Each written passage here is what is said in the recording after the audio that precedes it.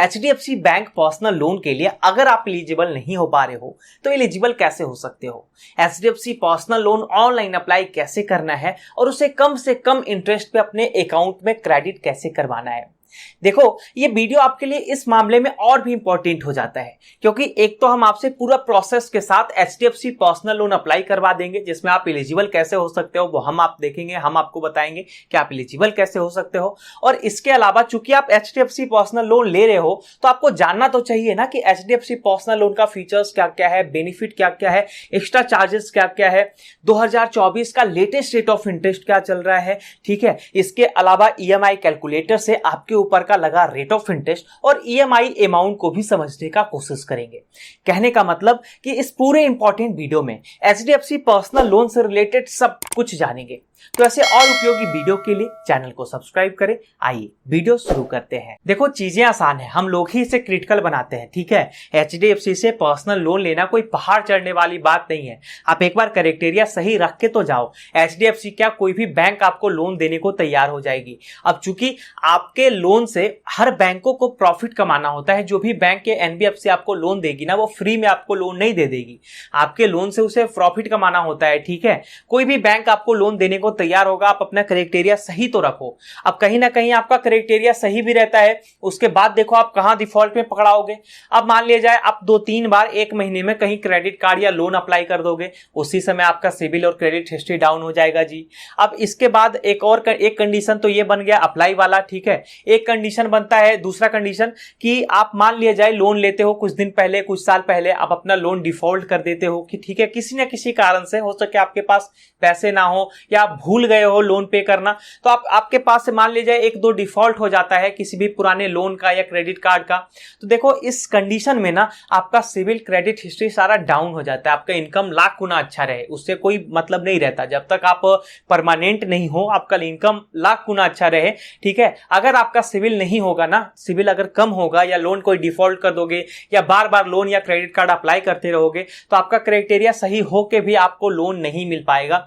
ये 1-2 कंडीशन इधर साइड से बनता है। इसके अलावा अब हम लोग समझेंगे एलिजिबिलिटी क्राइटेरिया कि अगर हमें एचडीएफसी पर्सनल लोन लेना है तो हमें क्या क्या करना होगा, उसका एलिजिबिलिटी क्राइटेरिया क्या क्या है जी। ऐसे में बैंक का कहना है कि किसी भी सैलरीड पर्सन को हम यहां से लोन दे सकते हैं जी, बशर्ते वो salaried person public sector employee होने चाहिए, किसी भी स्टेट का या गवर्नमेंट का या लोकल बॉडीज हो, किसी भी तरह से वो पब्लिक सेक्टर या प्राइवेट सेक्टर का इंप्लॉय हो सकता है, किसी भी अच्छे रेपुटेटेड इंस्टीट्यूट या कंपनी का इंप्लॉय हो सकता है। ठीक है, इसके बाद अगर उनका सैलरी अकाउंट एचडीएफसी में है तब तो अति उत्तम है, आपको लोन कंफर्म चांस है कि लोन मिलेगा, हो सके आपको प्री अप्रूव्ड लोन भी मिल सकता है। लेकिन अगर आपका सैलरी अकाउंट इस बैंक में ना होकर के किसी अदर बैंक में है तब भी आपको लोन मिलेगा, बशर्ते आपका सैलरी अकाउंट होना चाहिए, आपको सैलरी स्लिप मिलना चाहिए। ठीक है, अब बिना सैलरी स्लिप के या बिना सैलरी अकाउंट के कई सारे लोग कहते हैं कि क्या मुझे लोन मिलेगा, तो भैया उनके लिए सॉरी है, उन्हें लोन यहां से नहीं मिलेगा। ठीक है, इसके बाद आपका एज जो है, जो भी सैलरीड पर्सन है आपका एज 21 ईयर से लेकर के यानी मिनिमम 21 ईयर यहां से स्टार्ट हो जाता है। ठीक है, मैक्सिमम 60 ईयर्स तक होना चाहिए at a time of loan maturity. ठीक है जी, इसके अलावा आपका 2 साल से इंप्लॉय होने चाहिए यानी 2 साल का आपका एक्सपीरियंस होना चाहिए और जो भी करेंट जॉब आप कर रहे हो ना वो कम से कम 1 सालों का होना चाहिए। ठीक है, आपका नेट मंथली इनकम जो आपका जितना भी सैलरी मिलता है ना आपका उसका जो नेट मंथली इनकम है वो 25,000 कम से कम या उससे ज्यादा रह सकता है। अगर उससे ज्यादा होता है, कितना भी हो सकता है, उससे कोई प्रॉब्लम नहीं है, लेकिन 25,000 से कम नहीं होना चाहिए, तभी एचडीएफसी आपको लोन देगी इन कंडीशन के साथ साथ। इसके अलावा फिर एक कंडीशन बनता है कि सैलरीड पर्सन का तो एलिजिबिलिटी क्राइटेरिया हमने समझ लिया। ठीक है, कि मिनिमम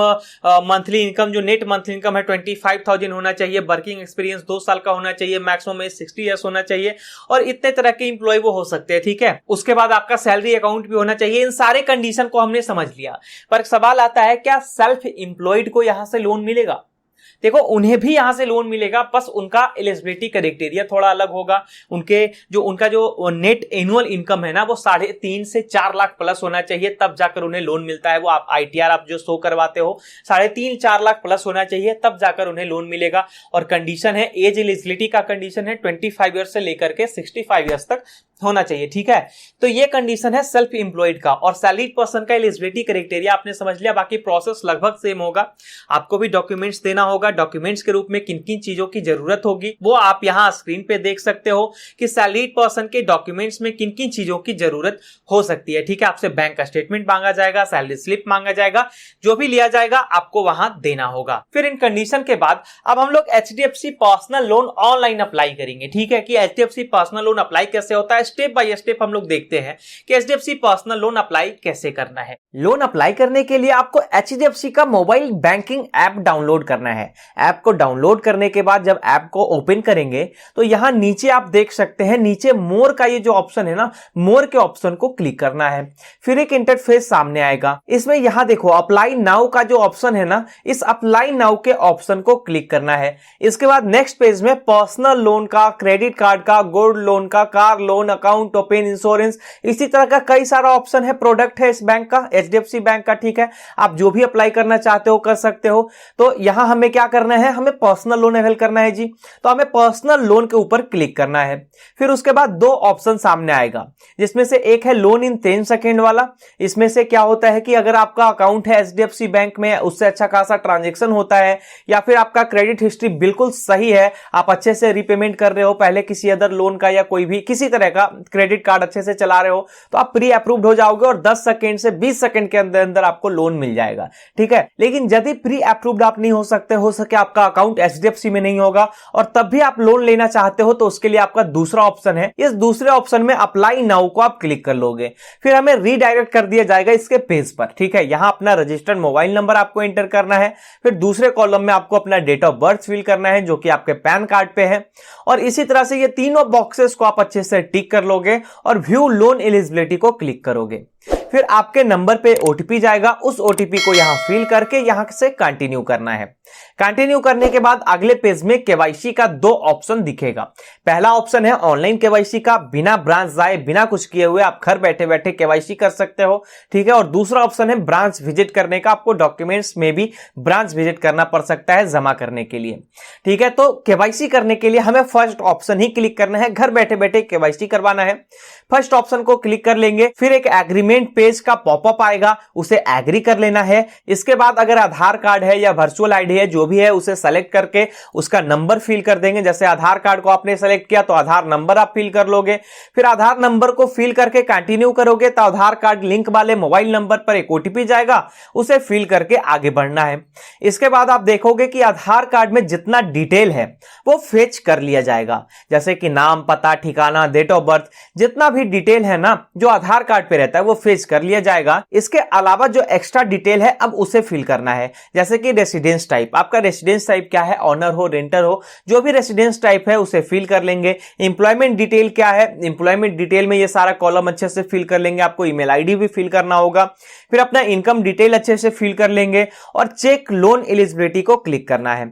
इसके बाद आप सभी को मैक्सिमम से मैक्सिमम कितना लोन अमाउंट मिल सकता है, कितने लोन अमाउंट के लिए आप HDFC से एलिजिबल हो सकते हो, ये सबके स्क्रीन पे शो कर जाएगा। अब जैसे मान लिया जाए कोई व्यक्ति 5 लाख 10 लाख अमाउंट के लिए एलिजिबल होता है, लेकिन उसे जरूरत है 2 ही लाख का, तो आपको जितना भी जरूरत हो आप यहां से कम भी कर सकते हो, लेकिन कम से कम आपको 50,000 का लोन तो लेना ही होगा और ज्यादा से ज्यादा आप जितने लोन अमाउंट के लिए एलिजिबल हुए उतना लोन अमाउंट आप यहां से उठा सकते हो। इसके नीचे आप टेन्यूर भी खुद सेलेक्ट कर सकते हो। लगभग आपको 60 महीनों का समय मिल जाएगा, जिसके बीच आपको एक टेन्यूर चुन लेना है, 60 महीने का, 40 महीने का, जितने महीने का आप समय चुनना चाहते हो चुन सकते हो। ठीक है, उस हिसाब से आपका मंथली EMI कितना बन रहा है वो भी नीचे शो कर जाएगा। रेट ऑफ इंटरेस्ट आपका कितना लग रहा है वो भी शो कर जाएगा। ये सारा डिटेल देखते हुए आपको अप्लाई फॉर लोन को क्लिक करना है। यहां एक बात का ध्यान देना है कि अगर आपका अकाउंट HDFC बैंक में पहले से रहता है तो बिना डॉक्यूमेंट्स और बिना इनकम प्रूफ के ही लोन आपको मिल जाएगा, क्योंकि आपको पता होना चाहिए कि आपका सारा डाटा, क्रेडिट हिस्ट्री, ट्रांजैक्शन, ये सब कुछ बैंक आपके ऊपर पहले से नजर रख रही होती है। तो अप्लाई को क्लिक करने के बाद लोन का पूरा डिटेल, चार्जेस, सब कुछ सामने शो कर जाएगा। ठीक है, आप इसे एक बार अच्छे से रीड कर लोगे और रीड करने के बाद आई एग्री को क्लिक कर दोगे। उसके बाद डॉक्यूमेंट्स अपलोड करना होगा, अकाउंट को लिंक करना होगा जिस अकाउंट में आप पैसे लेना चाहते होगे।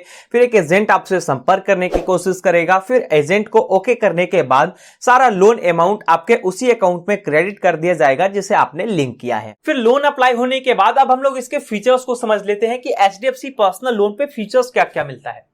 देखो इसके फीचर्स को लेकर के ना HDFC सबसे पहले एक ही चीज कहता है कि अगर कोई बंदा यहां से प्री अप्रूव्ड हो जाता है पर्सनल लोन के लिए तो 10 सेकेंड के अंदर अंदर हम उसे पर्सनल लोन दे देंगे जी। देखो मैं हवे में बात नहीं कर रहा हूं, ठीक है, हम आपको लोन कैलकुलेटर से भी समझाएंगे कि कितना लोन लोगे और कितना रेट ऑफ इंटरेस्ट रहेगा, वो हम आपको समझाएंगे, ठीक है। पर यहां आप देखो मैं हवे में बात नहीं कर रहा हूं, बैंक कहता है कि 10 सेकेंड के अंदर अंदर प्री अप्रूव्ड पर्सन को हम यहां से लोन दे देंगे। मतलब जैसे ही आप प्री अप्रूव्ड हो गए और लोन लेना चाहो, जितने अमाउंट को लोन लेना चाहो, अगर आप एलिजिबल होते हो प्री अप्रूव्ड होते हो तो 10 सेकेंड के अंदर अंदर लोन आपको मिलेगा। और ऐसे अदर लोगों के लिए वर्किंग 4 डेज का मैक्सिमम समय लग सकता है, ठीक है जी।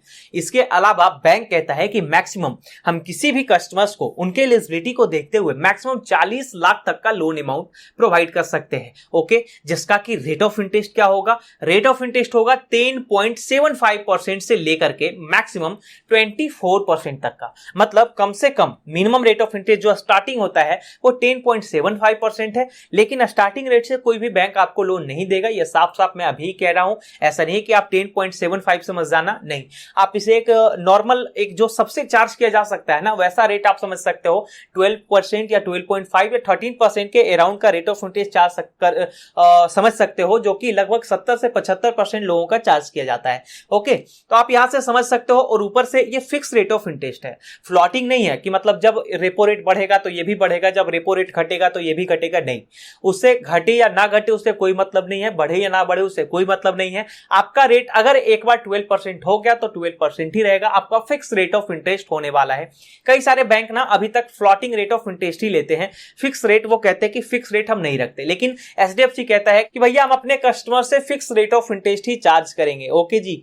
इसके अलावा आपको टेन्यूर कितना मिलेगा, भैया टेन्यूर 3 महीने से लेकर के मैक्सिमम 72 महीनों का समय आपको मिल जाता है। जितना भी लोन अमाउंट आप लोगे उसे चुकाने का मैक्सिमम 72 महीनों का समय मिल जाता है। वो आपको ही चुनना होगा कि मैक्सिमम आप कितने महीने में कितने सालों में आप इस लोन को चुका सकते हो, ठीक है। लेकिन मैक्सिमम से मैक्सिमम 72 महीनों का समय तो चुनना ही होगा। इसके अलावा प्री अप्रूव्ड कस्टमर्स के लिए तो डॉक्यूमेंट्स की कोई जरूरत नहीं है, उनका डॉक्यूमेंट्स तो ऑलरेडी बैंक के पास जमा है, ठीक है। और अगर नॉन प्री अप्रूव्ड कस्टमर्स हैं तो इन सारे डॉक्यूमेंट्स का जरूरत हो सकता है, वो मैंने आपको पहले भी बता दिया है, ठीक है। फिर जब आप लोन लेने जाओगे तो बैंक आपसे ये बहुत ज्यादा फोर्स नहीं करेगा कि आप बताओ कि आपको कहां लोन यूज करना है, लोन अमाउंट कहां यूज करना है, नहीं, आप फ्रीली यूज कर सकते हो। बैंक का कोई दबाव नहीं रहेगा कि आप यहीं यूज करो या यहां ना यूज करो। इसके अलावा अगर कोई वुमेन लोन लेने आते हैं तो उन्हें एक्स्ट्रा कंसेशन भी दिया जाएगा।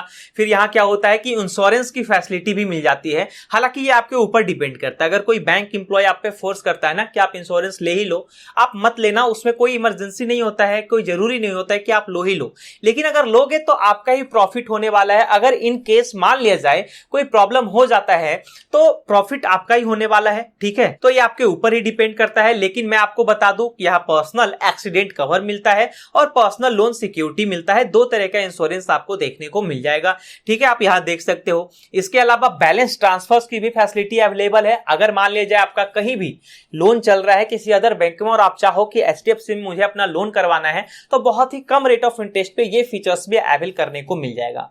24/7 ये लोन आपके पास हमेशा अवेलेबल होगा। जब आप अप्लाई करना चाहोगे, जब आप अप्लाई कर सकते हो, आपको इंस्टेंटली लोन मिल सकता है जी। ऐसे मैक्सिमम अगर ज्यादा अमाउंट होगा ना तो मैक्सिमम वर्किंग 4 डेज का समय लग सकता है। इसके अलावा ना डॉक्यूमेंट्स की ज्यादा जरूरत होगी और ना ही सिक्योरिटी या गारंटर का डिमांड बैंक आपसे करेगा। फिर इसके बाद चार्जेस को भी देख लेते हैं जी कि बैंक क्या कहता है इसके एक्स्ट्रा चार्जेस को लेकर के, क्या क्या चार्जेस देना होगा अगर हम HDFC पर्सनल लोन लेने जाते हैं तो। देखो बैंक का कहना है कि सबसे पहले हम किसी भी कस्टमर से प्रोसेसिंग फीस चार्ज करेंगे। वो प्रोसेसिंग फीस का चार्ज होगा 4999 का। मतलब ज्यादा से ज्यादा लोन अमाउंट को देखते हुए हम मैक्सिमम 4999 का यानी मैक्सिमम 5000 का प्रोसेसिंग फी हम चार्ज कर सकते हैं, ठीक है। अगर कम लोन अमाउंट होगा तो कम प्रोसेसिंग भी चार्ज किया जाएगा, लेकिन अप टू 5000 तक का ही प्रोसेसिंग फीस आपसे चार्ज किया जाएगा, बल्कि लोन अमाउंट कितना भी हो, ठीक है। इसके अलावा आपसे स्टाम्प ड्यूटी चार्ज लिया जाएगा। फिर रेट ऑफ इंटरेस्ट तो मैंने आपको बता दिया मिनिमम रेट ऑफ इंटरेस्ट 10.49% से स्टार्ट होकर मैक्सिमम 24% तक जा सकता है। इसके अलावा डिलेड इंस्टॉलमेंट चार्ज जो होगा वो 18% प्लस जीएसटी का होगा। मतलब आप यहां देख सकते हो कितना चार्जेज आपसे लिया जाएगा अगर आप कोई डिफॉल्ट वगैरह करते हो तो। ठीक है, अब अगर लोन डिसबर्समेंट चार्ज अगर देखना चाहो तो ये लगेगा, आपका लोन डिसबर्समेंट चार्ज इतना होने वाला है। रीपेमेंट मोड चार्ज आपका होगा 500 रुपए का। पेमेंट रिटर्न चार्ज जो होगा वो 450 रुपए का होगा। ये सारा चार्जेस जिस तरह से आप यहां स्क्रीन पे देख सकते हो। प्री मैच्योर क्लोजर अगर आप कराना चाहोगे तो वो चार्जेस कितना है जी, आप यहां खुद स्क्रीन पे देख सकते हो कितना है। प्री मैच्योर क्लोजर वो 4% का भी होगा, 3% का भी होगा और 2% का भी होगा। यानी वो अलग अलग कंडीशन के अनुसार से अलग अलग चार्जेस रखा गया है। इस कंडीशन में यानी 36 मंथ वाले कंडीशन में आपको 2% का चार्जेस देना होगा, 24 मंथ वाले कंडीशन में आपको 3% का चार्जेस देना होगा और अप टू 24 मंथ्स वाले कंडीशन में आपको 4% तक का चार्जेस देना होगा। इसके अलावा जो भी चार्जेस है, अगर कोई छूट गया चार्जेस होगा तो मैं डिस्क्रिप्शन बॉक्स में नोट कर दूंगा, आप वहां से खुद पढ़ लेना। अब एक बार हम लोग ईएमआई कैलकुलेटर पे भी चलते हैं कि इनकेस कोई व्यक्ति लोन लेता है। ठीक है, अब हम लोग लोन अमाउंट कितना रख देंगे, मिनिमम 50,000 का, क्योंकि एचडीएफसी बैंक मिनिमम 50,000 से लेकर के मैक्सिमम 40 लाख तक का लोन प्रोवाइड करती है, मैंने आपको पहले भी बताया। ठीक है, मिनिमम रेट रखते हैं, मिनिमम इसका रेट हम लोग रख देंगे जितना कि हर कस्टमर से बैंक चार्ज करना चाहती है, क्योंकि मिनिमम रेट ऑफ इंटरेस्ट है, कोई भी व्यक्ति किसी को, कोई भी बैंक किसी को लोन नहीं देगा। तो एक रेट ऑफ इंटरेस्ट आप रख सकते हो, 13% का रेट मैंने रख दिया जी। ठीक है, और टेन्यूर रखेंगे 12 मंथ्स का, यानी कि 13% 50,000 का लोन और 1 ईयर का टेन्यूर। इस हिसाब से आपको कितना रीपेमेंट करना होगा, आपको इतना रीपेमेंट करना होगा भाई पर मंथ, यानी 4,466 रुपए के हिसाब से आपको 12 महीने तक बैंक में जमा करते रहना है। ठीक है, उस हिसाब से आपको 50,000 के बजाय 53,590 रुपए बैंक में जमा करना होगा। ओके जी, इसके बाद हम लोग चलेंगे 1.5 लाख के एग्जांपल के साथ। 1.5 लाख का अमाउंट अगर कोई व्यक्ति लेना चाहे, ठीक है, 1.5 लाख का लोन अगर कोई व्यक्ति 3 साल के लिए लेता है, 3 साल के लिए नहीं, बस 2 साल ही रखते हैं। 1.5 लाख का लोन अगर कोई व्यक्ति 2 साल के लिए लेता है, रेट ऑफ इंटरेस्ट हम 13% ही रहने देंगे।